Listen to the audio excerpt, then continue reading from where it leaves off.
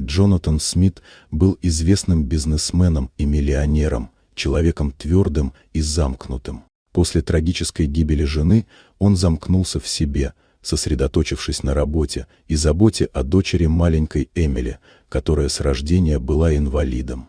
Несмотря на все деньги, медицинскую помощь и комфорт, которые он обеспечивал Эмили, ей не хватало самого главного душевного тепла.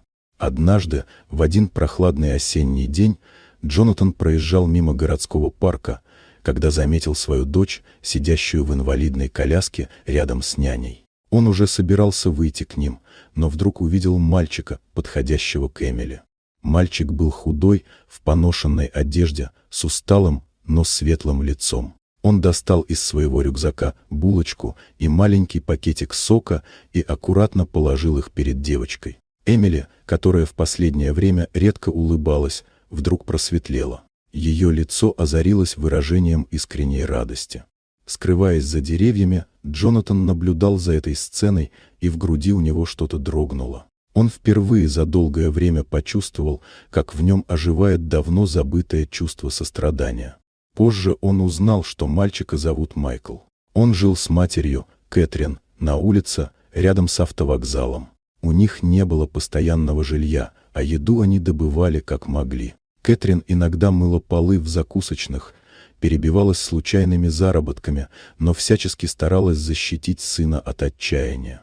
Поступок Майкла, его готовность отдать последнее ради незнакомого человека, глубоко потряс Джонатана. Он не мог остаться равнодушным. В течение нескольких дней он разыскал Майкла и его мать, снял для них небольшой домик в тихом районе и помог Кэтрин получить стабильную работу. Он устроил для нее медицинское обследование, обеспечил необходимое лечение и оформил документы на трудоустройство.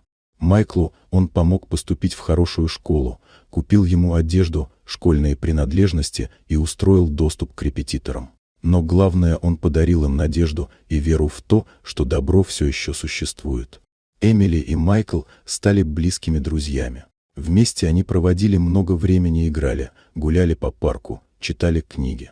А Джонатан, наблюдая за этим, начал меняться. В его жизни вновь появился смысл, и холодное одиночество уступило место теплу, которого он сам давно был лишен. Так один маленький поступок напомнил взрослому человеку, что сердце способно чувствовать, а жизнь меняться. Вот такая удивительная история.